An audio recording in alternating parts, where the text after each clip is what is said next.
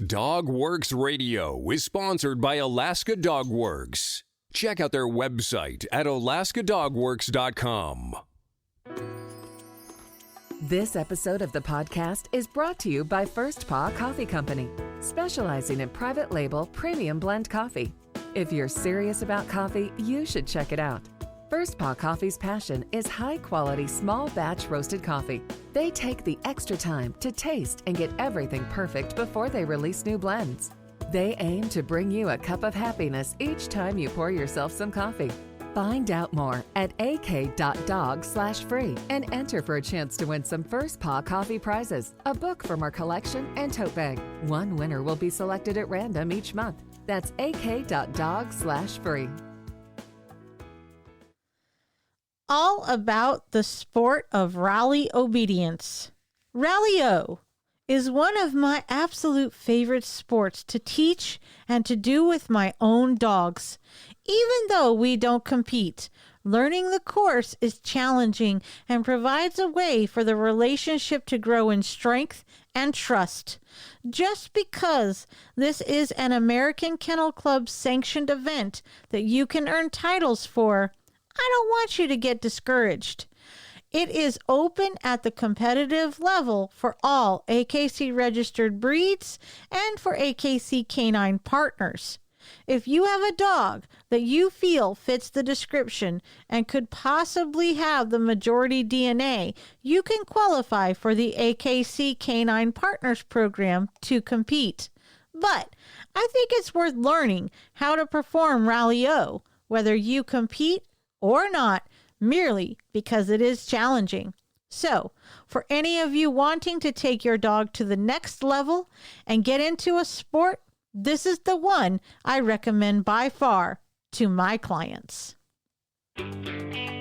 From First Paw Media, sponsored by Alaska Dog Works Professional Canine Training Center in Anchorage, Alaska. This is DogWorks Radio, committed to families and their dogs to build lifelong and fulfilling relationships. Visit our website at dogworksradio.com. Now here are your hosts, Robert and Michele Forto. Hello and welcome to DogWorks Radio. This is Michele Forto and I am the lead trainer of Alaska Dog Works. Way back early on in my career, as I was learning to define myself as a professional dog trainer, I went to a local AKC dog show being put on by a local club in Denver. One of the judges opened the Rally-O course to any novice with any dog so we could give it a try. Wow, what an eye-opener that was for me. I honed my skills as soon as I got back to our training facility, and after a few weeks, I developed an intro course to teaching Rally-O. So what is Rally-O? Rally obedience, also known as Rally or Rally-O, is a dog sport based on obedience. It was originally devised by Charles L. Bud Kramer from the obedience practice of doodling. Doing a variety of interesting warm-up and freestyle exercises, the doodles were usually parts of obedience exercises that taught the skills and improved performance and accuracy. Unlike regular obedience, instead of waiting for the judge's orders, the competitors proceed around a course of designated stations with the dog in heel position. The course consists of 10 to 20 signs that instruct the team what to do.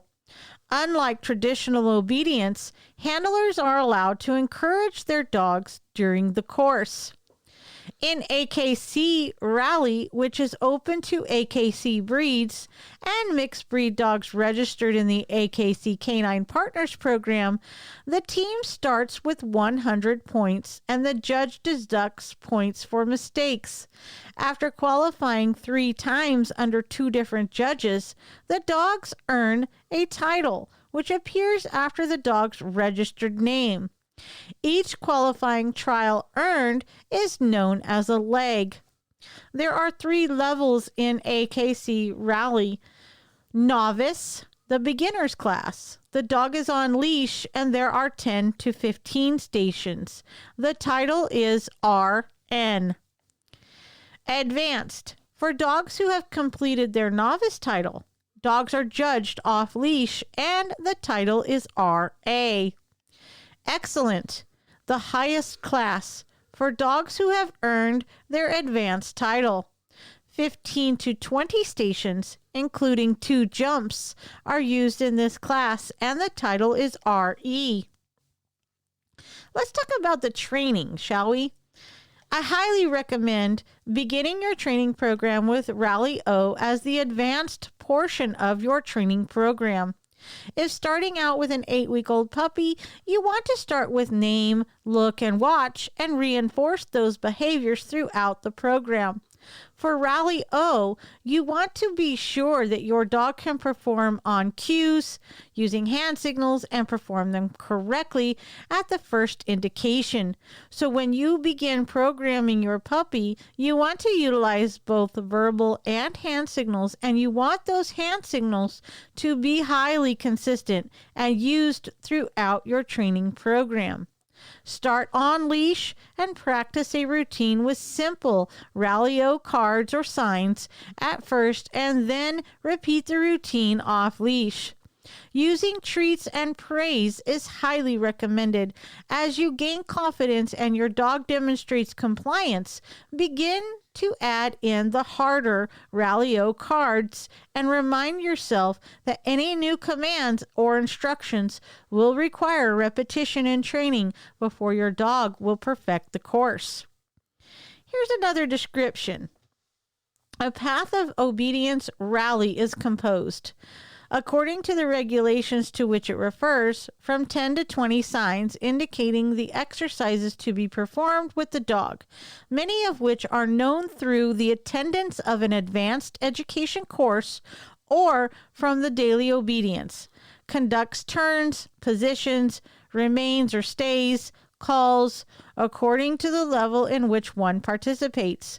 During a rally obedience race, it is absolutely allowed to speak, praise, and even reward the dog.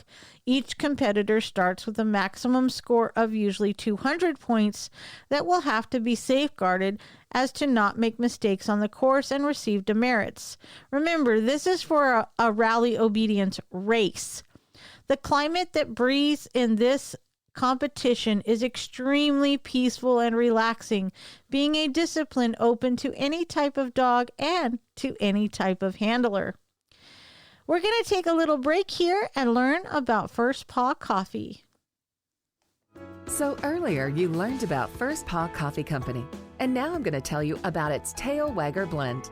First Paw Coffee Company's Tail Wagger Blend is their first offering, and its name and label were crowdsourced from their Facebook fans. How cool is that?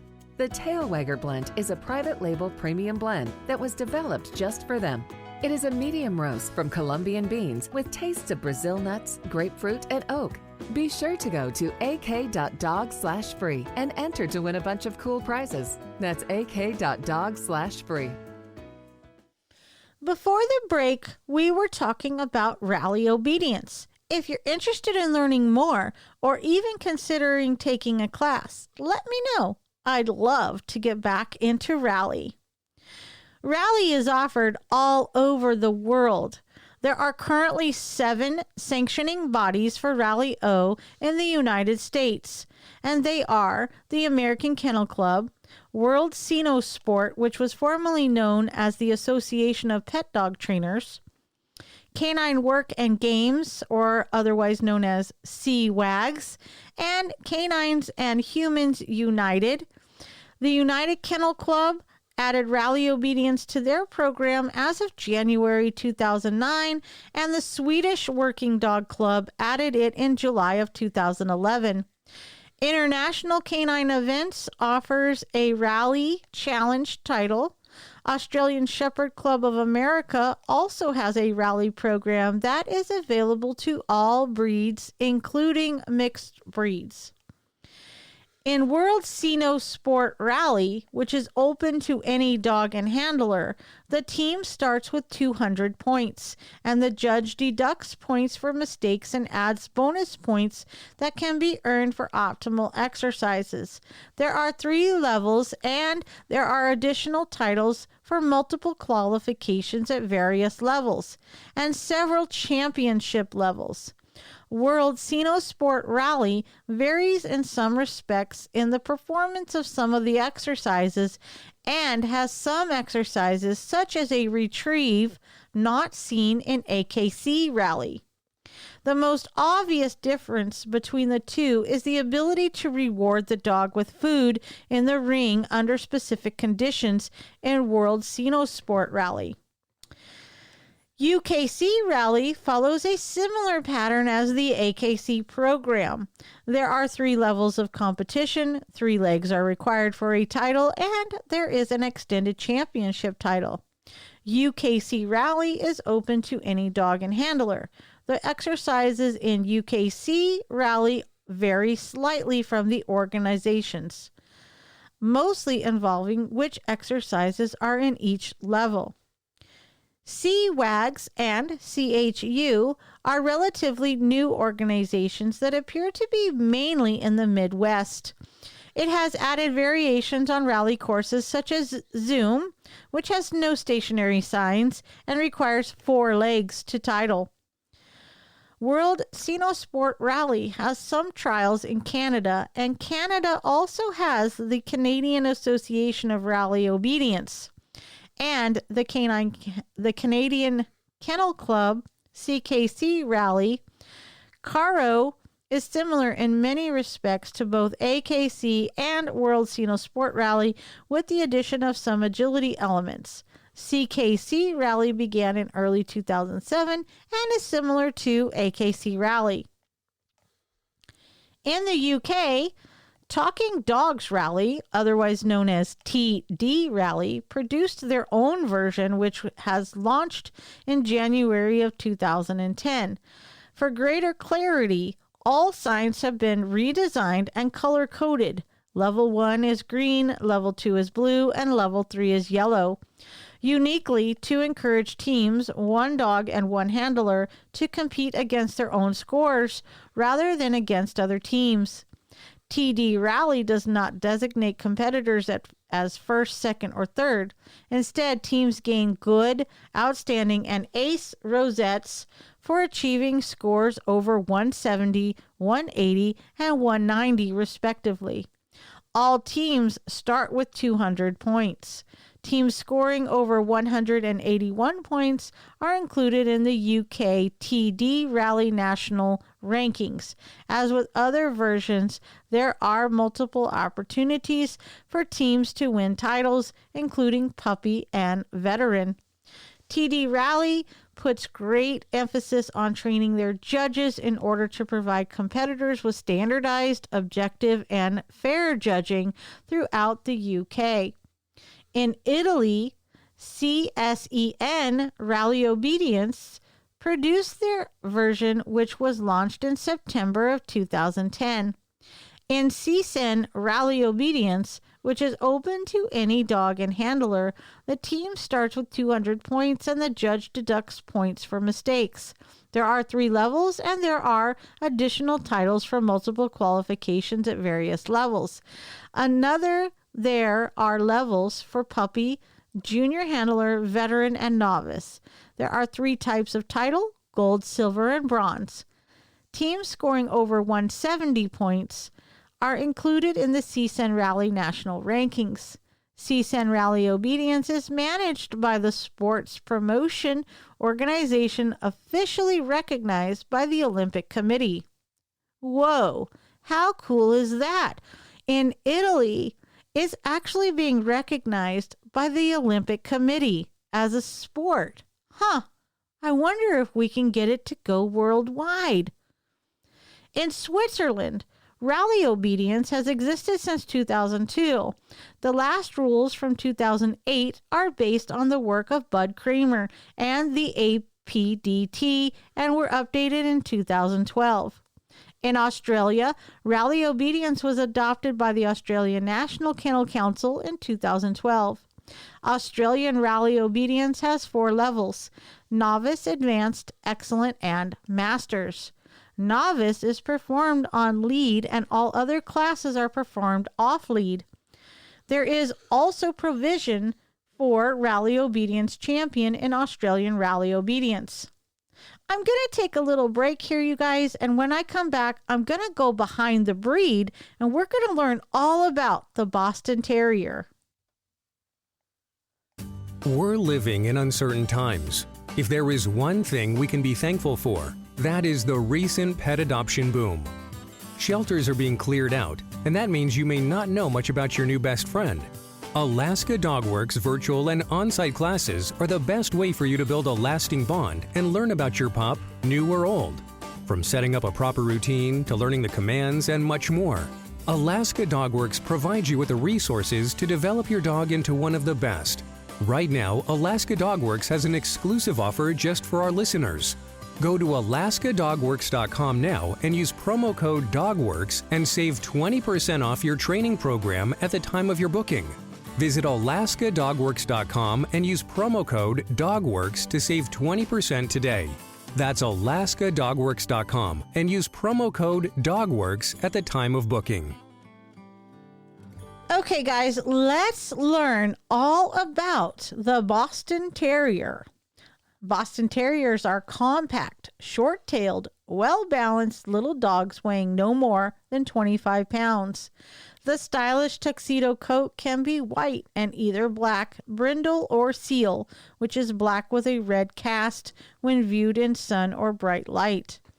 The head is square, the muzzle is short, and the large round eyes can shine with kindness, curiosity, or mischief. Ever alert to their surroundings, Bostons move with a jaunty, rhythmic step. It's a safe bet that a breed named for a city, the Havanese or Brussels Griffon, for instance, will make an excellent urban pet. Bostons are no exception. They are sturdy but portable, people-oriented, and always up for a brisk walk to the park or outdoor cafe. A bright dog with a natural gift for comedy, the dapper Bostonian is a steady source of smiles. The AKC lists their temperament as friendly, bright, and amusing. They are ranked 21 out of 195 on the AKC breed popularity. They are between 15 and 17 inches tall. They weigh between 12 and 25 pounds. They have a life expectancy of 11 to 13 years, and they are in the non-sporting group. The history. The popularity of blood sports in the 19th century England led to a mania for crossing terriers and bull-type breeds to produce dogs who could excel in pit fighting and ratting contests.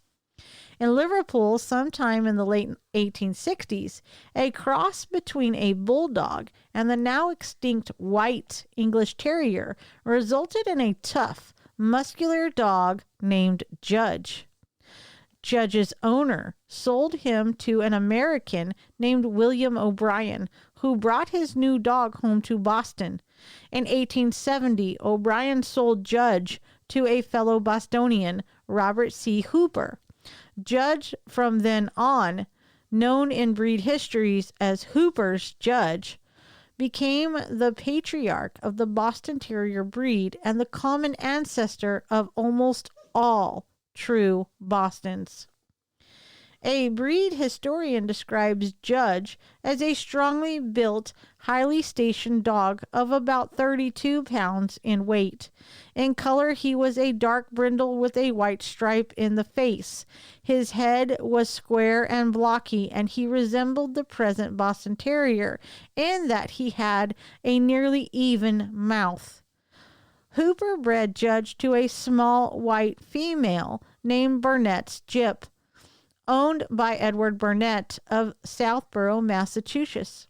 And in the genealogy so familiar to Boston Terrier fanciers, Judge and Gyp begot Wells F., who begot Tobin's Kate, and on through the seminal generations of the Boston's U.S. history.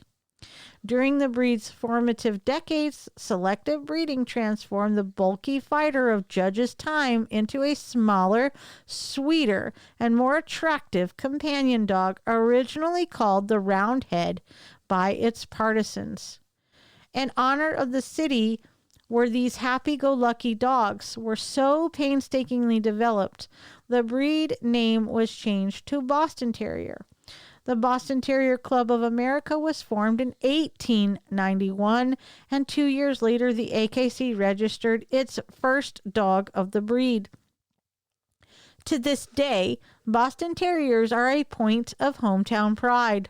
The Boston Terrier has been the official mascot of Boston University for nearly 100 years, and in 1979, the state legislature named the American Gentleman the official dog of Massachusetts.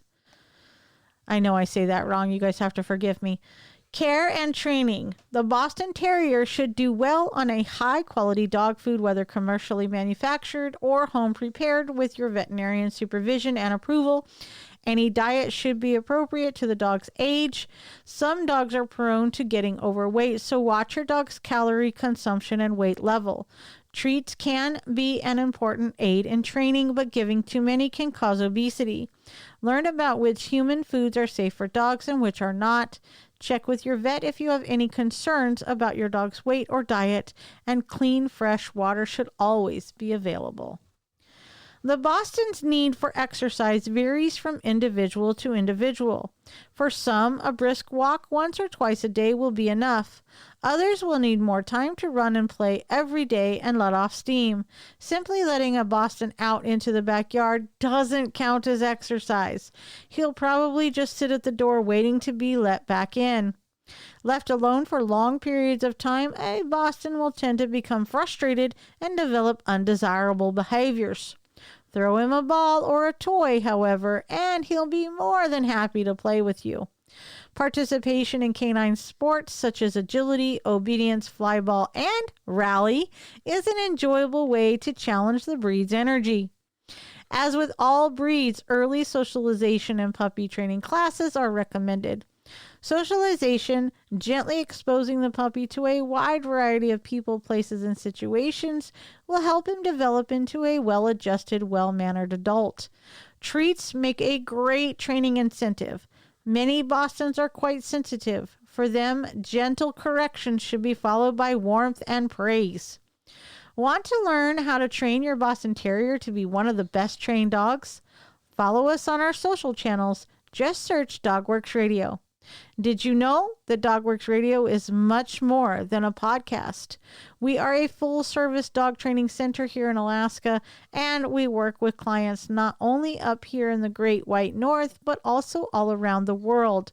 Always check out our website at alaskadogworks.com, and please be sure to tell your family and friends about our podcast. The best thing you can do to help us out is just share our show on social media. A little caveat to the show, you guys. This summer, I was greeted with 2 Boston Terriers as clients.